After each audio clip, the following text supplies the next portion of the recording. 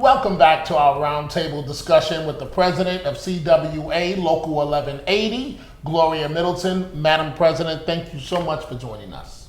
Thank you. We're joined by 4 members of the union, and I'm so glad that they're here. Let's start on my left. We're joined by Amanda Novello. She's a representative from the private sector shops of the union. She works at the Century Foundation, a progressive, nonpartisan think tank that seeks to foster opportunity, reduce inequality, and promote security. Next to her, we have Sharon Hepburn, an administrative manager with the New York City Comptroller's Office and a local 1180 activist. On the president's right, we have Mr. Anthony Lewis, a PAA at HRA and the HRA shop steward. And next we have Mary Mason. Mary is a local 1180 retiree from HRA and a very active member of the local 1180 retiree member brigade. I thank all of you for joining us, and let's get to the topic at hand, Madam President. Equal pay and salary ban, serious issues. Very serious. And as you know, we just settled the EEO case because of the fact that there is not equal pay for women and minorities. We have worked on legislation because nothing gets changed without it becoming part of the law. We started with the city with Intro 633, where we are now asking the city to give us statistics. As I told you before in a previous segment, we had to go to court to get statistics on who was making what salary, man, female, male, female, what agencies, how much salaries and what titles they were in. We got that bill passed almost unanimously by the city council.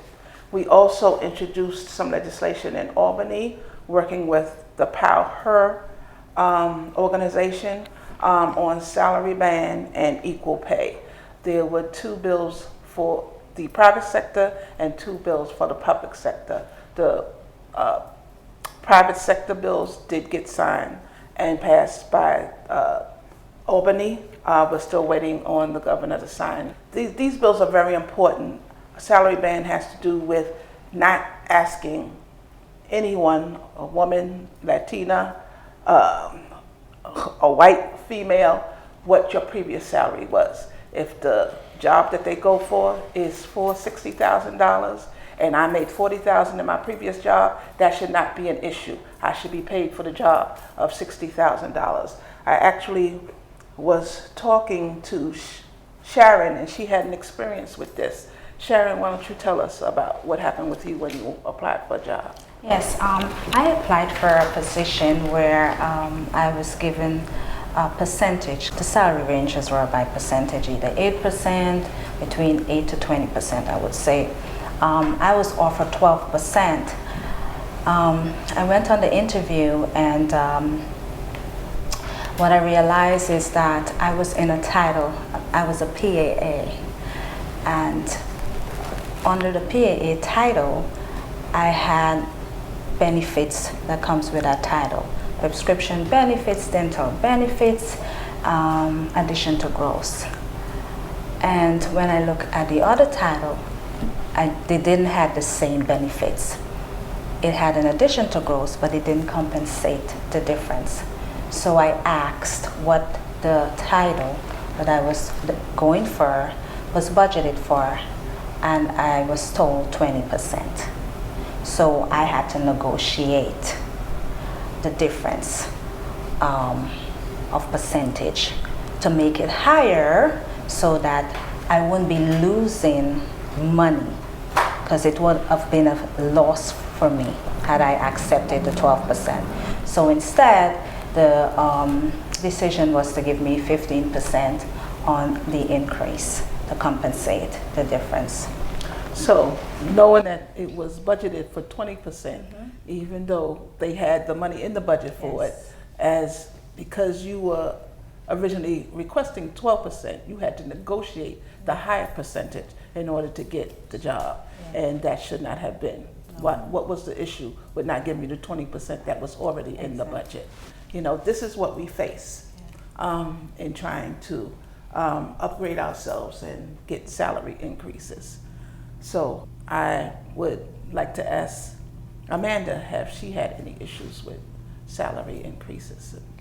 Yeah, I think it was when we first started to unionize, go through the process of unionizing 2 years ago at the Century Foundation, that we asked for pay transparency by gender, which I think is one of the biggest policy, most important policies that we can implement around equal pay, because even some of the most well-intentioned companies might not realize that they have this structural inequality for gender, race, and when we asked for pay transparency, we did find those discrepancies and were able to put some kind of pressure on or just bring to light that there was an issue so that management could work to solve it.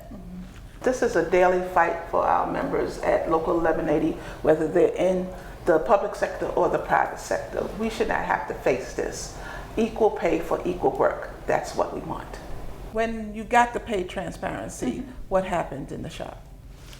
Well, some people got raises, and I think as we're talking about with salary history, those raises stay with you throughout your career. So that woman who got the raise will now go on and be able to, be on a higher trajectory throughout her career.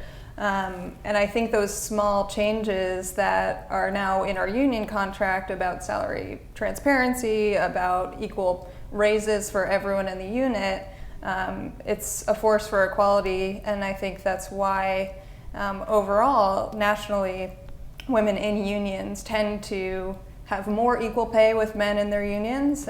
They tend to make more money, around $200 more per week than non-union women workers. So I think these policies sound like kind of niche, but they have big impacts. Very good. Thank you so much. Mary, you're our retiree. Yes. How long have you been retired? I retired in 2010. In your experience before you retired, what did you find as far as equal pay and Pay raise were based on our salary.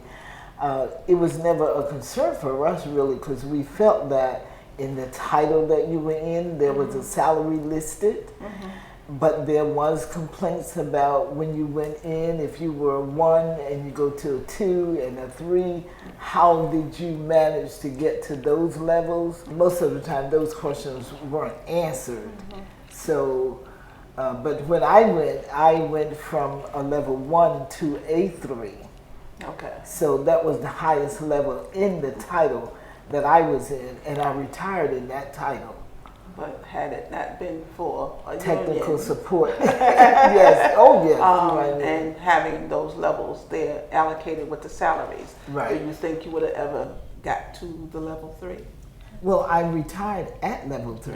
Okay. Yes. Very good. Anthony, you are a minority male. What has been your experience in HRA?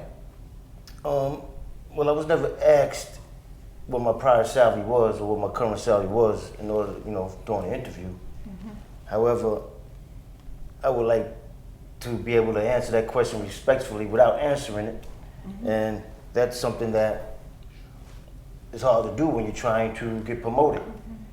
But I've noticed that when I've gotten promoted and I've seen my salary that I'm willing to accept, and I'm like, I currently make this at my current job, even though, yes, it's a little overtime involved. So can I get a higher pay? So lady was like, do you want to negotiate? And I was a little nervous at the time to say, yes, let's negotiate, because I wanted the promotion. So I accepted the offer that was on the table. And Well, now that you know that there is a law that requires them not to ask you what your previous pay is, even though they can look it up, do you feel more confident in being able to request what your salary should be based on the job? yes and no. Yes and no, because again, I want to get promoted. and I don't want to offend the interviewer. And I don't want the wrong words to come out of my mouth where he automatically says no. He or she automatically says no because they don't like my answer. So, And this is what we're faced with our members. You want to get a promotion, but if you say the wrong thing, it could possibly mean the difference between you getting a job and not getting a job. Madam President, we're going to wrap up this segment, but I just want to make sure I got this right because I'm almost in shock at what I'm listening to. Again, having covered this town as a journalist for 30 years, you're telling me that some city workers, when you go to get a promotion, you're forced to negotiate your new salary based on a percentage increase of your old salary? Correct. In some instances, yes. That is just blatantly unfair. Yes. Yes. Wow. Which is why we had a EEO case. And it's settled. Yes. So the city is admitting some wrongdoing. Yes. That concludes this panel discussion. Our next topic will be on another very important one, and that is early voting.